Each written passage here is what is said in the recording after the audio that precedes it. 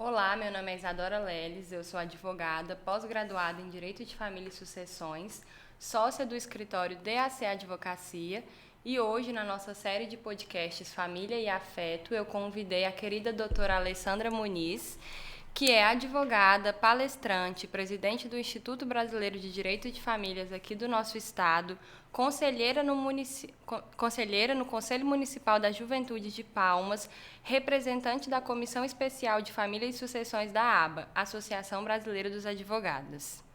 Isadora, doutora Isadora, felicidade de estar participando, abrindo esse podcast, né, com você. E é uma honra estar aqui. Vamos debater aí famílias e afeto. Eu queria até contar uma curiosidade da minha área que envolve a doutora que eu acho que você não sabia. Um dos grandes motivos que eu escolhi essa área foi na faculdade, naquele trabalho que fizemos, que nós contatamos você através do IBDFAN, que você nos ajudou. Foi nessa época que eu falei, bom, agora eu achei a minha área. Gente! Então eu tenho um carinho muito especial por você, porque realmente foi naquela época que acho que todo mundo tem da faculdade, de não saber para onde ir, e aí foi a resposta. Olha. E desde então eu fico muito feliz nessa área apresentada por você. Isadora, nossa, eu emocionei, gente, agora aqui, porque realmente são frutos, né? E aquilo que eu falei para você aquele dia, o trabalho de formiguinha da gente, eu fico muito feliz e muito honrada. Pois é. Então, seguimos aqui. Essa nossa proposta hoje é um ambiente para a gente debater as principais dúvidas de forma mais tranquila, mais informal dos nossos clientes, dos nossos amigos, dos nossos seguidores. Porque eu acredito que com você é igual. Onde a gente senta, sempre tem alguém que tem aquela dúvida do direito de família, que é uma coisa que acontece com você todo é advogada? mundo. Deixa eu perguntar isso aqui. Então, Você pode me responder? É mais ou menos isso. Porque todo mundo tem uma família. Então, um nicho da advocacia que tem problema e tem demanda, dúvida toda hora. Bom, a gente fez alguns posts nas nossas redes sociais para debaterem e mandarem algumas dúvidas. Então, eu separei aqui as principais para a gente começar a comentar. A principal que eu recebo bastante, que muita gente me pergunta, é a seguinte: união estável e casamento é a mesma coisa? São equiparados? O que é um e o que é outro? E eu acho interessante a gente começar pontuando que o casamento, na verdade, é aquele ato que ele é regulado pelo Estado, que é quando a gente escolhe, olha, vou me casar, vou ao cartório, dou início ao procedimento de habilitação, decido uma data e a partir desta data eu estou casada. Mudo meu estado civil de solteiro para casado, nunca mais volto a ser solteira. Solteira não volta. Depois é só divorciado, mudo da certidão de nascimento para casamento. Então tem uma data em que tudo muda e que aí você passa a viver com as consequências civis moduladas pelo casamento, por esse efeito, né? Já a união estável é aquela coisa que ela vai acontecendo, né? É uma coisa bem abrasileirada. Exatamente, é bem abrasileirada e muitos vivem, né, uma união estável, só que uma união estável sem formalizar, porque a gente pode formalizar também essa união estável. E escolher Aliás, o regime. deve formalizar, porque formalizando te dá maior segurança jurídica caso venha se separar, ou caso também de morte, onde você vai ali, pode se tornar herdeiro, que tem que ver toda a questão do regime de bens. Então, realmente, foi como você falou, Isadora, o casamento ele é mais formal. Então, eu vou lá, vou escolher uma data, vou no cartório, escolho o regime de bens. Se eu não escolher, vem aí o regime que a gente sempre adota no Brasil, quando a gente não escolhe, que é a comunhão parcial de bens. E na união estável é menos formal. Muitos vivem sem essa formalidade. E muita gente se preocupa em regulamentar, em declarar essa união estável quando dá o problema. Quando a relação termina, quando um dos companheiros falece, aí vem no escritório e fala: doutora, eu tenho união estável. Tudo que eu tenho foi construído com o meu companheiro. Ah, mas você regulamentou? É desde quando? Então aí chega pra gente no escritório esse problema. E o que talvez muitos não saibam, que foi o que você falou, é que dá sim para a gente regulamentar isso. Dá para você ir no cartório, fazer uma escritura pública e falar: estou em união estável com fulano desde tal data, vivendo sob o regime que eu escolhi, quando não escolho de comunhão parcial, e isso facilita muito a sua vida em todos os aspectos. E quando a gente fala de ir ao cartório e fazer essa declaração de união estável, eu posso estar vivendo ali, Isadora, 10 anos na união estável sem formalizar, e na hora que eu vou ao cartório, eu peço para colocar aquela data anterior. Então é muito importante falar quando iniciou essa união estável, para que um dia, numa separação, igual você falou, quando nos procura, a gente saber ali onde findou e onde começou, para saber quais bens foram adquiridos dentro da constância da união estável. Porque quando a gente fala de comunhão parcial de bens, quem vai nos assistir e às vezes não entende, são aqueles bens constituídos dentro dessa relação, tanto no casamento quanto na união estável, e que são divididos numa separação, 50% para um, 50% para outro. Não só os bens, as dívidas também. E muitos procuram a gente mesmo e falam assim, doutora, eu acho que foi em agosto, hipoteticamente, em agosto de 2000. Tá, mas qual a data de agosto de 2000? Aí um fala, por exemplo, dia 13, o outro, a parte contrária, não, dia 15. Porque tem um intervalo. E nesse intervalo pode ter sido constituído um bem que não entra na partilha. Então, por isso que eu sempre falo, quando for viver em união estável, porque a união estável, né, Isadora, a gente hoje está confundindo um pouquinho com o namoro. Né? Não é muito. A nossa sociedade é muito moderna e vem evoluindo a cada dia. E o namoro, hoje, os namorados moram dentro de casa, da mesma casa. E o direito vem correndo atrás, tentando abranger todas as situações que vêm acontecendo, né? Exatamente. Ao longo dos anos. Com namoro qualificado. Namoro qualificado. Namoro qualificado surgiu com o Dr. Zeno Veloso, nosso mestre, que já foi embora na época da pandemia, infelizmente faleceu.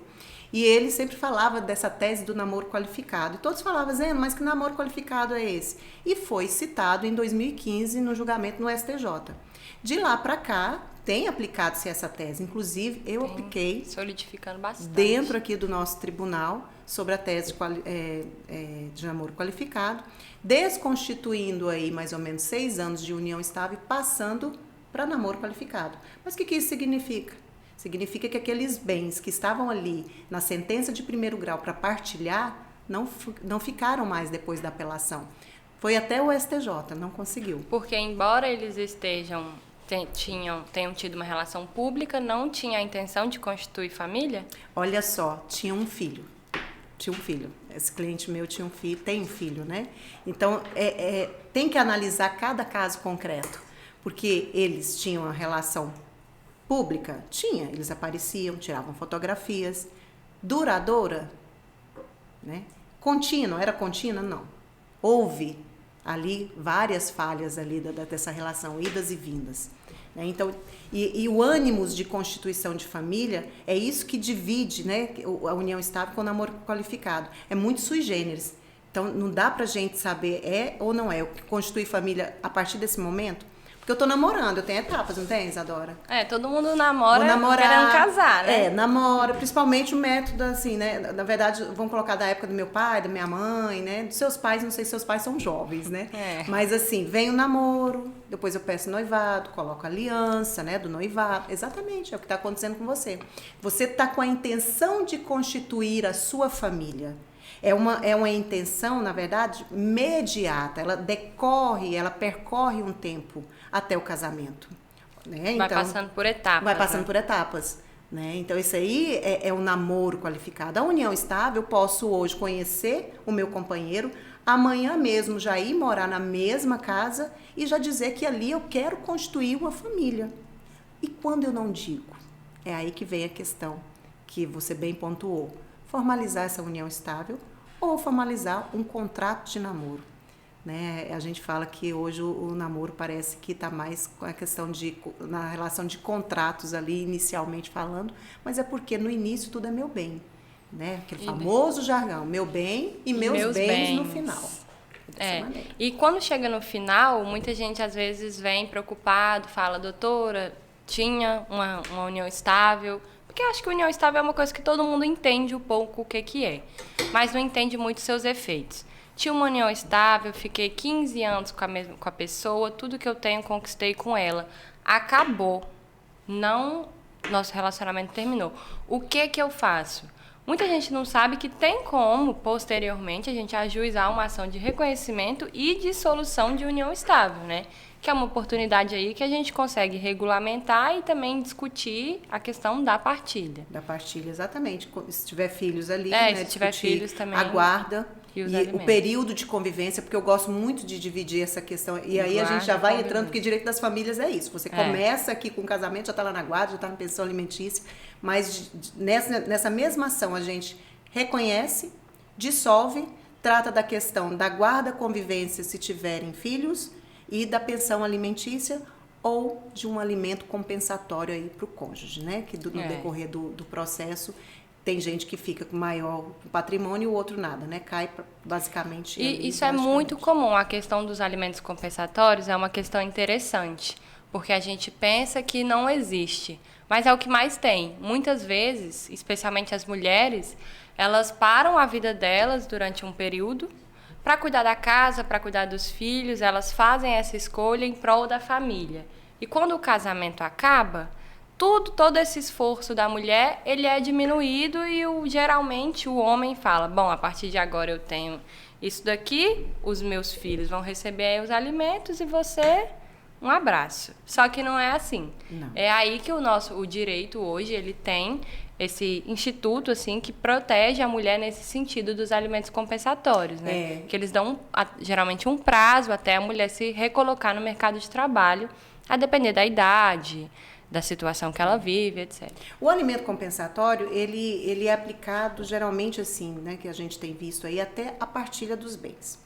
Então, se eu me separei, né, de fato, mas tem um processo ali até o divórcio, que aí a gente vai voltar no divórcio liminar daqui a pouco, mas se eu me separei e a minha situação financeira, como você bem falou, a mulher ela abandona muita coisa para viver em função ali da família, né?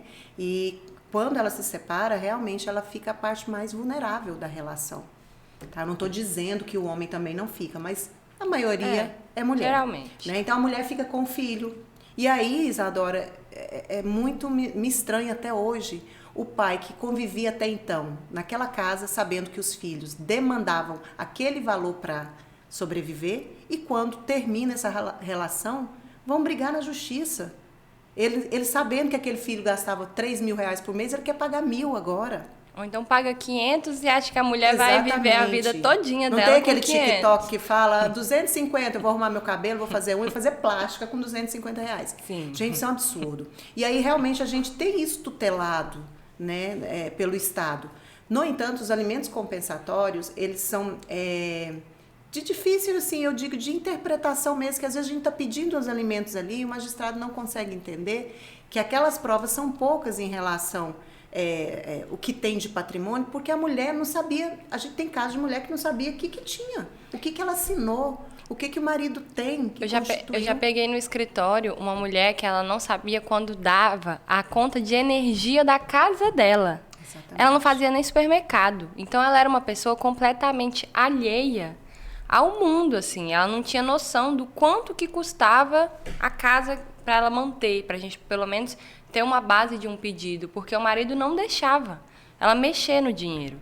Então aí a gente, depois de um término, a gente deixa uma mulher dessa sozinha, sem amparo, que muitas vezes o judiciário não consegue ver esse lado, então a gente está prejudicando em muito uma pessoa que fez da vida inteira em prol da família, e quando ela precisa, ela não tem esse socorro. E por isso que eu sempre falo hoje em dia que as mulheres têm que ir para o mercado de trabalho, têm que estudar, têm que participar de um grupo ali de mulheres para que se possa ajudar, porque nunca é tarde para recomeçar, sabe, Isadora? Nunca é tarde.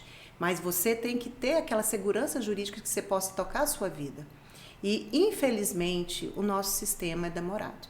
Não adianta chegar uma cliente lá no escritório e falar, doutora, um exemplo, a senhora vai ajuizar a minha ação hoje de reconhecimento, dissolução, isso leva quanto tempo? Não sei se já aconteceu com vocês, Isadora. Mas a gente fica olhando assim e eu não posso falar o tempo. Eu gostaria muito de dizer que ia demorar ali 3 meses, 4 meses. Só que geralmente 4 meses é para citar a parte contrária. E aí esse processo se estende. É onde a gente sempre prima, e o IBDFAN, né, que eu sou o presidente do Instituto, o BDFAN no Brasil todo. Ele costuma dizer para trazer esse lado mais humano do direito das famílias. Nós, para sermos familiaristas como você, eu e os demais, né, que atuam realmente nessa área, tem que trazer esse lado humano. Tem que deixar o cliente sentar ali e falar para você o que ele está sentindo. Muitas vezes você chega ali, não é só bens que você vai escutar, discutir e colocar no papel. É uma vida inteira daquela pessoa. Né? A violência, principalmente a mulher, a violência que ela sofreu e que continua sofrendo. Porque muitas mulheres sofrem a violência, né, doméstica, psicológica, que é a silenciosa, que não se vê. Aí vem a física. Patrimonial. Aí termina um relacionamento, vem a violência patrimonial. Eu tenho direito àqueles bens, mas o meu ex-marido está prendendo, ele administra. Ele me deixou sem nada. Muitas vezes o cliente chega no escritório, senta na sua mesa, olha nos seus olhos e ele, além de uma solução jurídica, ele quer um amigo, ele quer um socorro, né? Eu brinco com a minha psicóloga, inclusive, que todo familiarista, ele é um pouco psicólogo. Ele tem que ter um pouco esse lado aflorado do sentimento, de você saber tocar na alma das pessoas, porque, às vezes, além de um advogado, de uma força que vai te socorrer, ele também quer um amigo. Ele quer alguém que olhe, que não julgue, que fale, eu entendo, nós vamos tentar resolver. Então, muitas vezes, as nossas consultas, as nossas demandas não são tão técnicas como algumas outras áreas do direito, sim, né? Sim. E é aí onde entra realmente o familiarista, que é isso que você falou. Nós somos um pouquinho psicólogos, né? Porque ali a gente está escutando. Tem um ambiente todo para se receber esse cliente. E uma escuta ativa, né? Exatamente. Não é uma escuta, tá, você tem tantos de patrimônio, ótimo para mim. Mas sim, eu quero saber também do seu problema, do que te aflige, do que... E aí você falou uma palavrinha, julgar, sem julgamentos. Nós que estamos aqui, eles estão ali, eu vou escutar a história deles, não vou julgar. Eu não posso julgar. Né? Então, assim, muitos falam assim, eu atuo na área de família. Tá, mas vai lá, atua na área de família, mas é como se estivesse atuando, digamos, de uma coisa mais objetiva, né? Que seria um direito penal que está escrito ali. Isso acontece, pena para tantos anos. Direito das famílias não é assim. Nós não temos uma legislação que acompanhe a nossa evolução da sociedade. E é por isso que aí entra eu, entra você, entra os demais advogados, para que nós possamos trazer as nossas teses que serão aplicadas dentro do nosso judiciário, chegando lá no STF para fazer aí jurisprudência erga omnes, né, para todos. Sim, a gente vive muito de tese, Exatamente. Né? A gente consegue muitas coisas através das teses. Exatamente. Falando em tese, já pulando um pouco assim de assunto, tem uma tese que eu gosto bastante, né?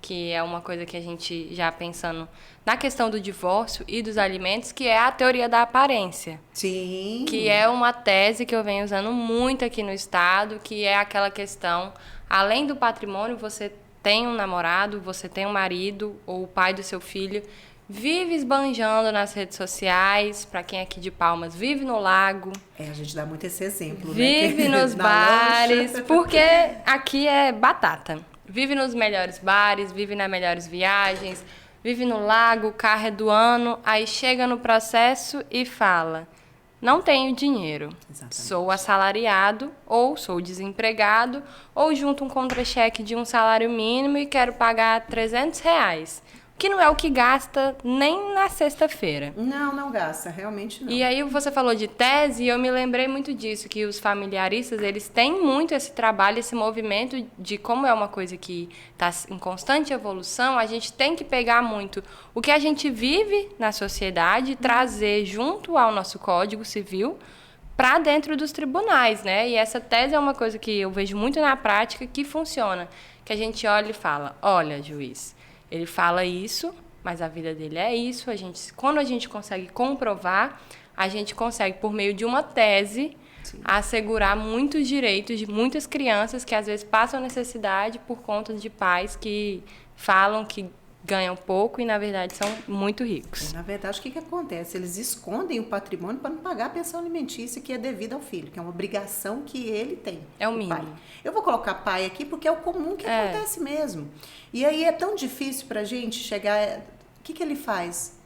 Doutor, ele tem carro X, ele mora em tal local, ele vai para o lago, ele vai para os melhores restaurantes, mas ele não tem um contrato social de uma empresa. Por quê? Aí vem para o nome de terceiros.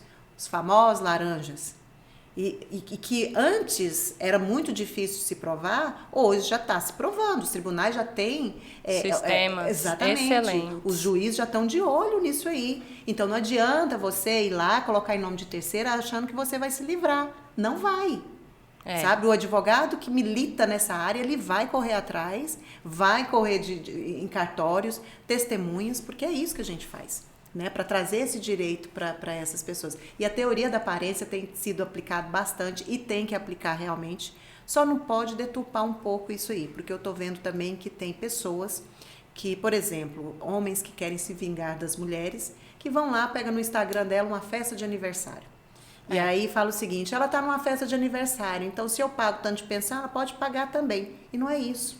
Teve uma decisão interlocutória, que não deu fim ao processo ainda, aqui da doutora, eu vou citar o nome dela porque eu achei maravilhosa essa decisão dela, doutora Elvia Túlia.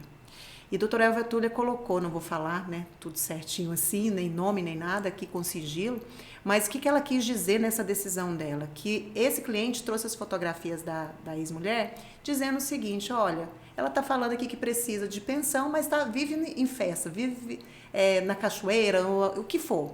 E aí ela colocou o seguinte, esse sistema patriarcal nosso, muito arraigado, faz com que esses homens coloquem na cabeça que depois da separação a mulher também não pode se divertir. Então, quando eu falo em deturpar essa questão da teoria da aparência, é de saber exatamente o que você vai pegar e levar para o processo. Porque como essa decisão falou que a mulher pode divertir e deve se divertir, não é o homem que vai ali pegar uma foto e dizer que ela não vai poder receber pensão ou que vai ter que pagar uma pensão a mais porque ela está se divertindo. E ele? Ele também pode se divertir, né? Então, esse sistema patriarcal nosso, muito arraigado, se não tiver um olhar mais humano do magistrado, passa batido. É um trabalho em equipe, né? Tanto Exatamente. Nós como do magistrado. Exatamente. Porque é um trabalho de formiguinha também, como você falou.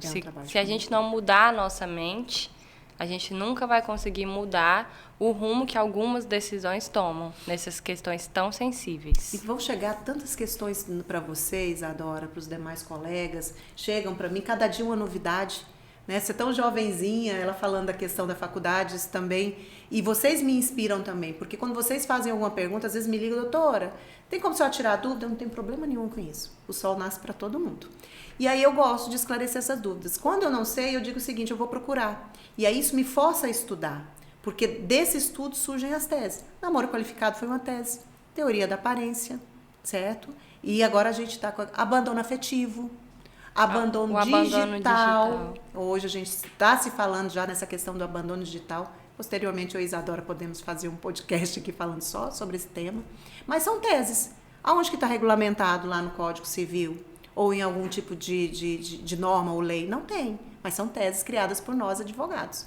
E que nós possamos, com esses advogados jovens, você, os que estão vindo aí da faculdade, estudarmos profundamente o direito das famílias dentro dessa sociedade moderna e trazer essas teses para que nossos tribunais possam tomar decisões mais humanas nos nossos processos. É um estudo diário, né? É um estudo diário. Porque todo dia alguma coisa atualiza ou você tem que pegar e treinar seu olhar para como a sociedade está caminhando, para você conseguir acompanhar com direito, né? Para você conseguir alcançar exatamente os seus objetivos. Para pensar quando você fala da união estável. Eu posso ter união estável com duas pessoas ao mesmo tempo?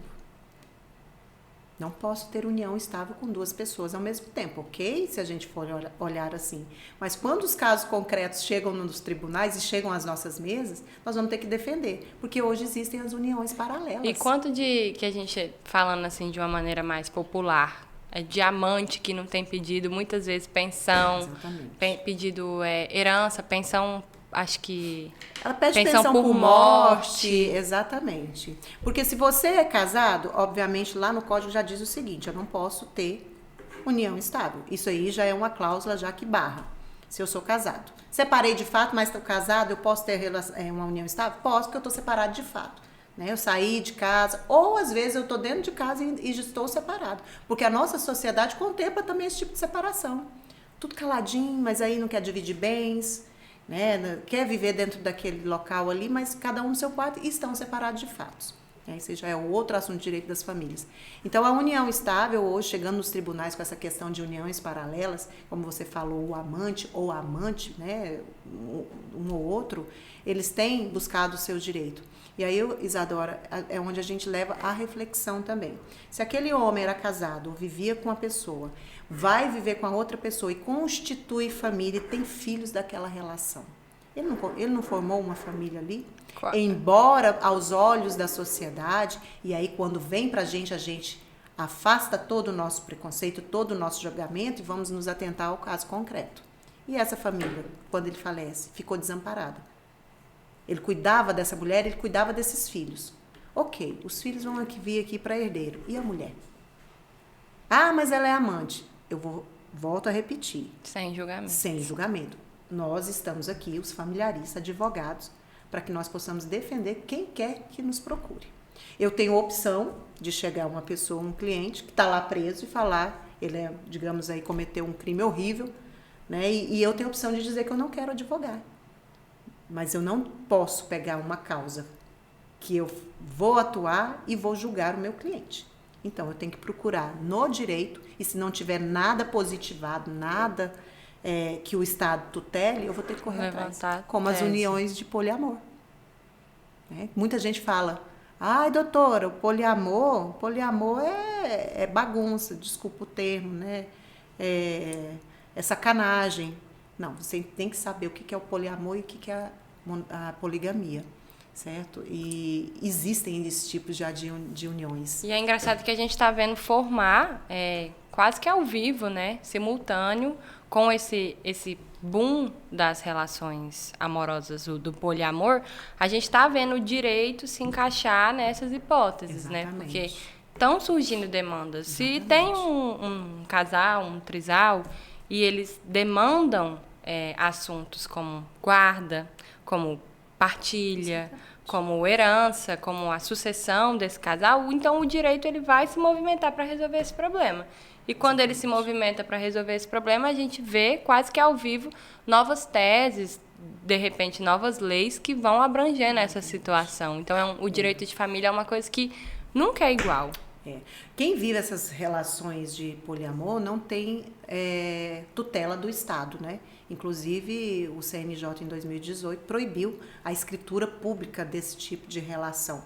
Mas, no entanto, esse trisal, quadrisal, o que for, porque é acima de 3, eles podem fazer o contrato deles, bonitinho, reconhece, firma, guarda, que serve já de prova. Mas por que você está falando isso, Alessandra? Porque existe. E quando eu falei desse tema há 8 anos, eu lembro que numa faculdade aqui que eu levei esse tema, todo mundo assustou. Eu levei esse tema para uma palestra em Belém com o Dr. Zeno em 2019, um pouco antes da pandemia. E realmente é intrigante, né, o assunto. Mas nós que estudamos o direito das famílias temos que estar preparados quando sentar ali 3 pessoas ou 4 pessoas dizer a gente vive em união estável.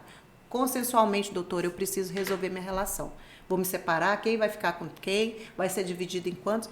E quando não tem consenso, o juiz vai ter que decidir. E muitas decisões, obviamente, não aceitam como se fossem famílias. Né? E aí, aquela parte que entrou por último ali não recebe nada, dependendo do regime ali que eles criaram entre eles. Mas está aí, são questões que nós temos, igual você falou, Isadora, que estudar todos os dias. E eles têm que se precaver... extrajudicialmente, né? Planejamento matrimonial, planejamento sucessório.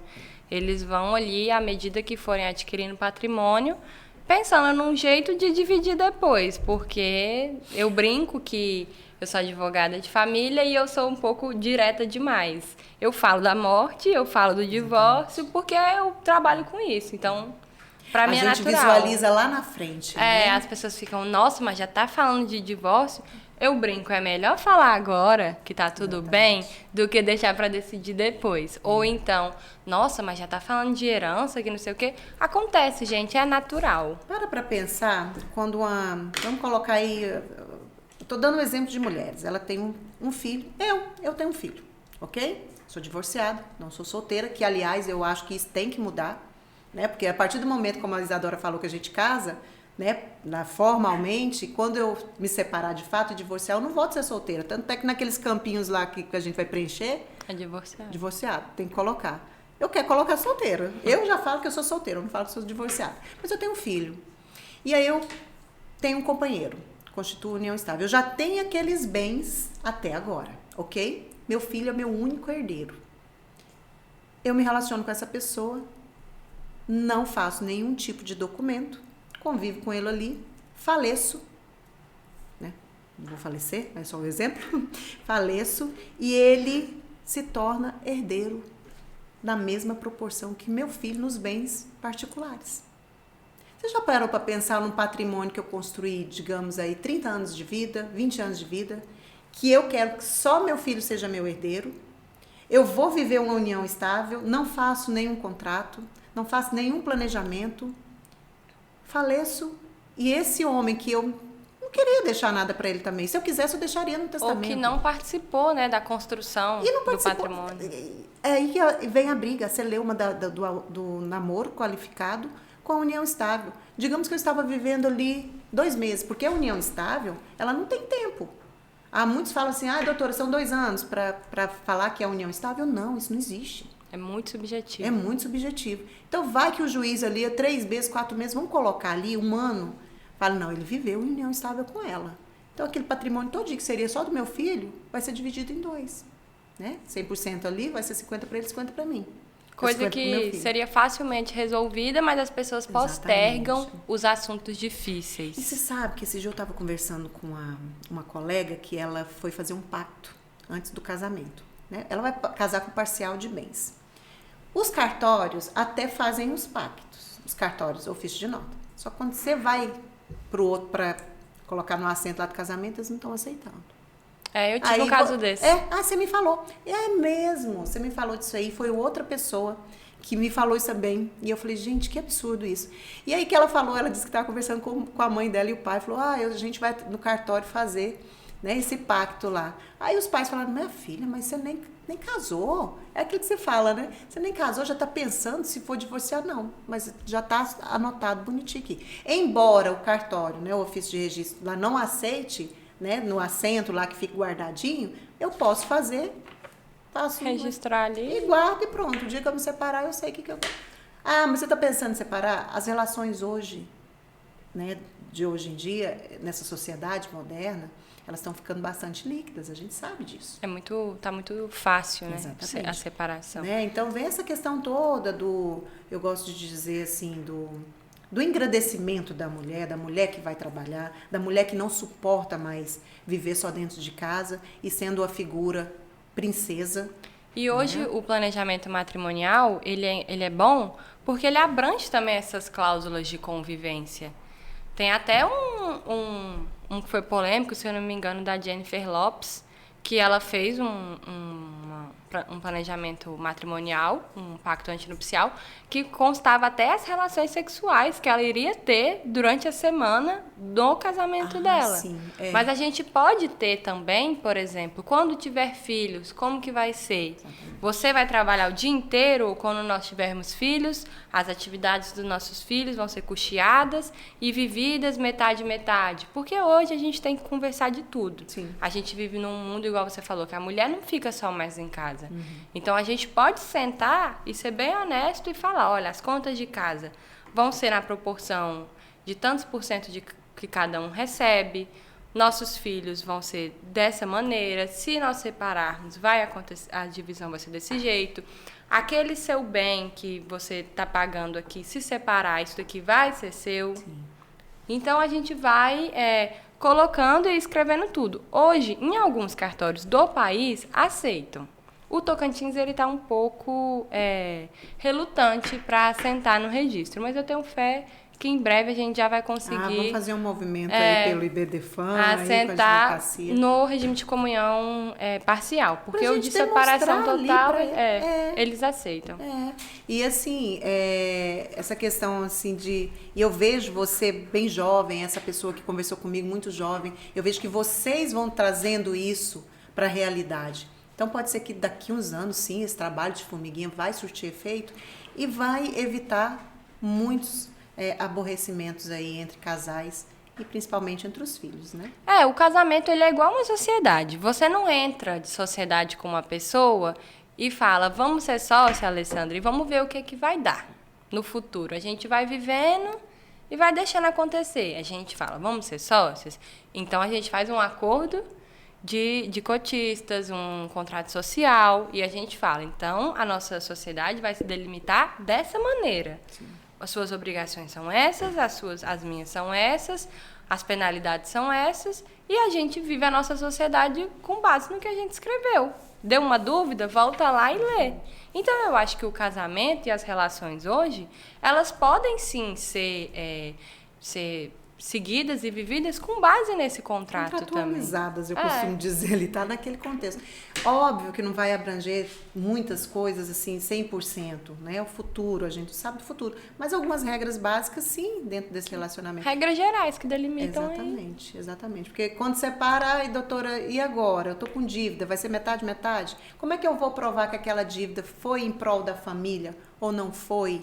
Né? Então, tem todas essas questões que podem ser, sim, solucionadas num pacto.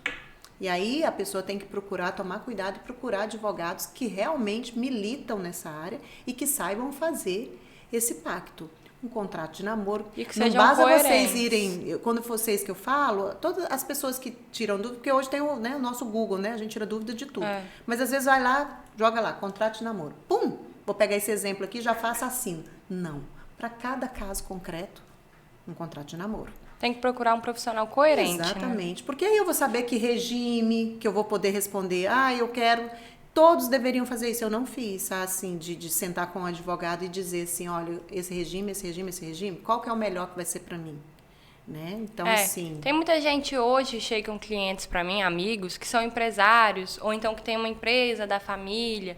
O outro é funcionário público, tem bens aqui, e a gente vê e senta, porque também é um tabu do casamento, com a morte vem o tabu da herança, com o casamento vem o tabu do golpe, vamos dizer assim. É muito complicado. Eu não quero falar dos bens dele, porque eu não quero ter os bens dele.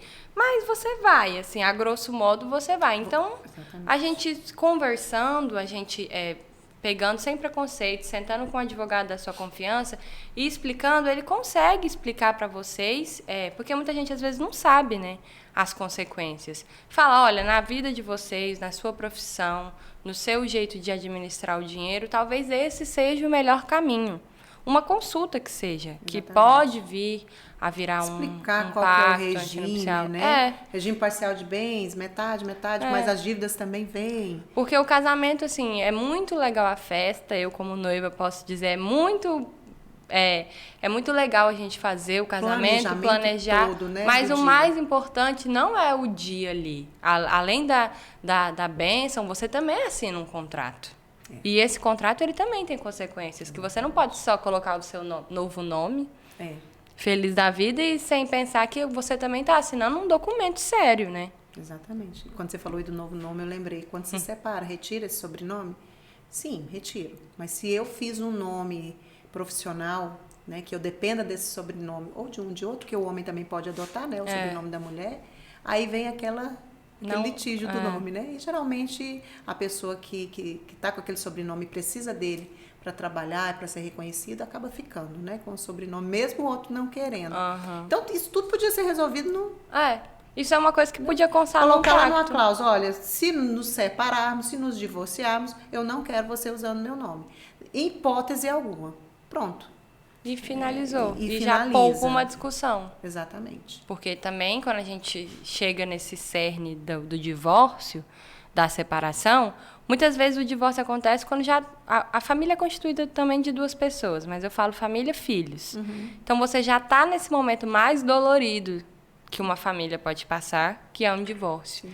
Então, quanto mais você preparar o terreno para ser uma coisa mais consensual, é melhor para as crianças, é melhor para o ex-casal, é melhor para todo mundo. Então, quanto mais combinado tiver, para deixar as coisas mais claras, Fica mais fácil passar por esse momento, né? Fica. E quando você falou da família, né? A gente está falando aqui de direito das famílias, né? Porque não engloba só um tipo de família, sim várias.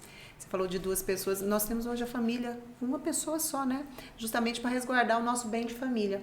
Então, se eu só tenho aquela casa para morar, certo? E eu só uma pessoa, antes não era considerado família, tinha que ser ali E 2 aí? pessoas, E aí ficou ou que bem de tivesse família. filhos, para que aquela casa, aquele bem fosse resguardado juridicamente. Hoje não, se eu sou sozinha, moro naquela casa, vem uma penhora, eu vou declarar como bem de família, sim, embora eu viva sozinha naquela casa. E ele se torna impenhorável, E se né? torna impenhorável, exatamente. Para você ver que são tantos temas o direito das famílias, né? A gente Isadora? começou falando de união estável. Tinha até uma pauta aqui pra gente seguir, mas foi evoluindo, Alimentos foi fluindo. gravídicos ficou para uma próxima, mas é porque o direito das famílias é isso. Ele é envolvente. E quem gosta realmente, e aí, voltando lá, que eu fiquei realmente muito lisonjeada de saber que você, né, veio para o direito das famílias por conta de uma palestra, né, de um trabalho do IBDFAM onde eu estava envolvida, né, a nossa amiga Jaqueline, embora hoje esteja aí na área médica, mas se formou, tirou a AB, gosta de direito das famílias.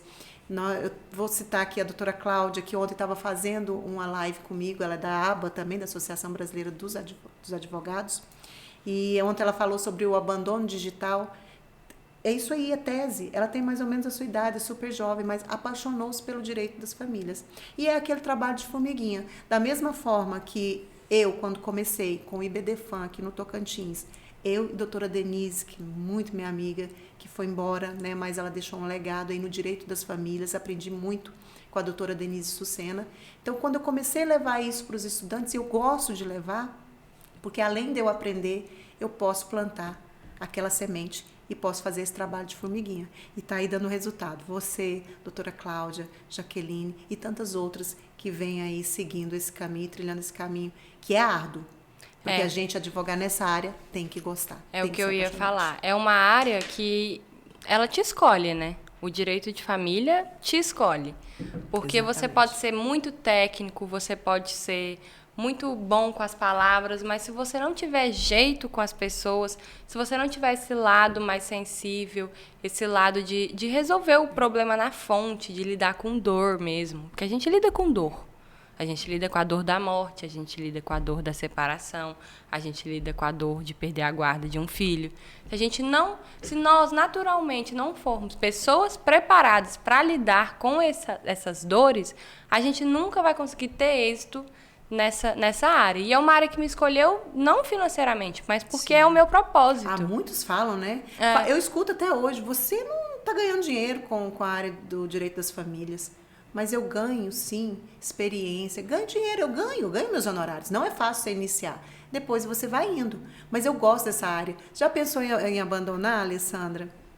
Vou falar sinceramente, tem dia que tá complicado, que eu falo assim, não vou para outra área. Só que quando eu olho outra área, eu falo, não é. Ela me escolheu o direito. É porque é o propósito, entendeu? Que move a gente. É o propósito nos dias mais difíceis. E aí, Isadora, que a gente tem que levar para os nossos colegas, para pararem de trazer para os autos. E quando eles trazem, claro que a gente tem que rebater, e aí a gente vai ter que rebater de uma forma mais ofensiva, né, mas não denegrindo a imagem do outro.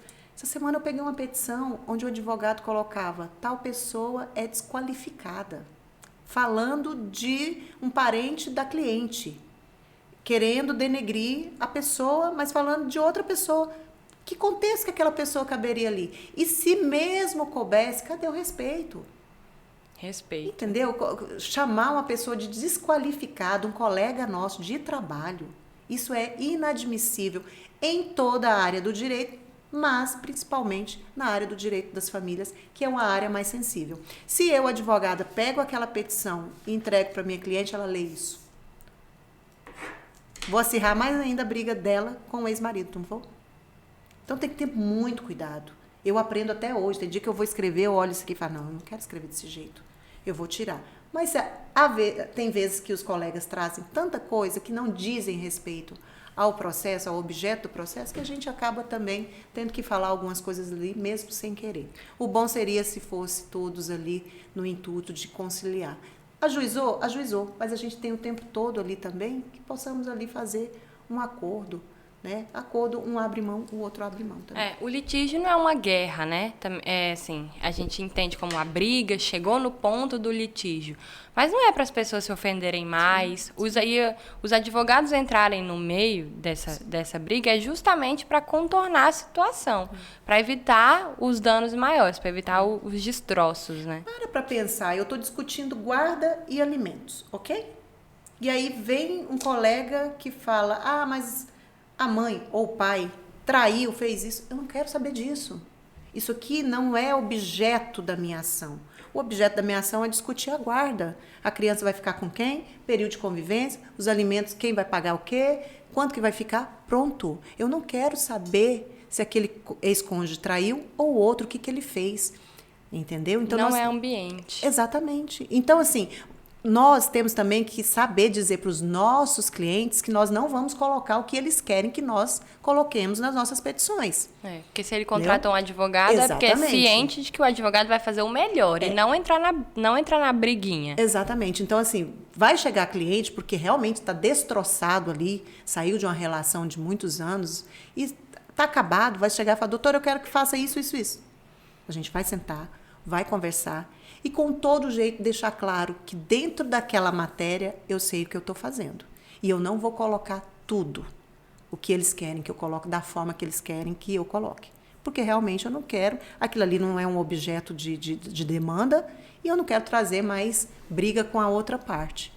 Né? Então, assim, primeiro ponto é resguardar as crianças. Quando esses clientes chegam no nosso escritório, essa cliente ou esse cliente, é perguntar primeiro, tem filhos menores? Porque ali a gente vai estar advogando para a criança. Eu já perdi cliente porque o pai tinha condições de cuidar da criança e a mãe não queria deixar. Então, ela até chegou e falou, você está advogando para mim ou está advogando para ele? Não, eu estou advogando para a criança. E se eu vejo que o pai tem condições de cuidar e quer cuidar, quantos não querem cuidar, a gente tem que correr atrás, mas poucos querem cuidar. E essa mãe, por um problema emocional, que é o que ela passou e que tem que ser tratado aí com a equipe multidisciplinar, que vem a psicóloga realmente para nos ajudar no direito das famílias, por que essa criança não pode conviver com os dois? Por que eu vou brigar para atrapalhar a convivência dessa criança com o pai? Porque ali eu estou tutelando, estou resguardando os direitos da pessoa central ali, que são os filhos menores. Exatamente. Bom, adorei nossa conversa. Eu acho que nosso tempo já deu, né? Se deixar, a gente fica falando até amanhã. Já deu 1 hora, já? Já deu? Faltam 13 minutos. Gente, é isso. É porque é tão gostoso falar, né, Isadora? E a gente montou aqui, né? Um scriptzinho assim, nós vamos falar disso. Não, começou aqui com casamento, união estável e vai fluindo. E realmente, as pessoas que têm dúvidas, né? Tem seu Instagram, né, Isadora, que ela vai falar daqui a pouco. Tem o meu, né, Alessandra Muniz, @Lea Muniz. O Instagram do IBDFan Tocantins, @IBDFanTO. Tragam suas dúvidas, né? Venham fazer parte dessa comunidade onde a gente fala muito do direito das famílias mais humano. Meu Instagram é Isadora Leles, eu tô lá sempre postando, batendo papo com vocês, porque é um espaço que a gente consegue atingir também mais pessoas, né? Mais pessoas que às vezes precisam dessa informação, direcionar para o advogado, direcionar para a defensoria pública, alertar os direitos e também expor, né? Alguns casos, como as questões das guardas, da alienação parental, que nem deu tempo da gente falar, mas é tema de outro podcast. Exatamente. Que a gente para vocês que estão acompanhando aí a novela Travessia, foi que a Isadora colocou aqui para a gente falar sobre essa alienação que a avó vem fazendo com a criança, né? Que é o Tonho e a avó é a... Eu esqueci o nome da avó. Drica Moraes. Que é a Drica Moraes. Então, ela está fazendo, sim, alienação parental ali. E aí é um assunto para debater em outro podcast. Porque realmente é uma coisa que ela é bem específica. Mas é isso, foi um prazer. Muito obrigada por aceitar meu convite. Eu estou muito feliz da gente ter feito esse podcast com todos esses temas relevantes. E é isso, né? Trabalhar e... Eu que agradeço e eu espero que você continue assim, apaixonada pelo direito das famílias. Obrigada. Você está iniciando e eu sei que você vai ser uma advogada familiarista promissora aqui dentro do estado de Tocantins, do Brasil todo, que é isso que a gente tem. Muito a nossa obrigada, missão. Recebo. Tá? Obrigada mesmo por ter me convidado. Fiquei super feliz, gente, porque Isadora Vim na faculdade, já conheci a Isadora, quando meu filho, né, eu era amigo do seu irmão pequenininho, então eu já conhecia a Isadora, mas não convivia. Né? E agora eu vejo essa mulher aqui, agora já prestes a casar, já formar, né, sua família e atuando tão bem já no direito das famílias, tão sensível. Muito obrigada. Então é isso, gente. Obrigada e até a próxima.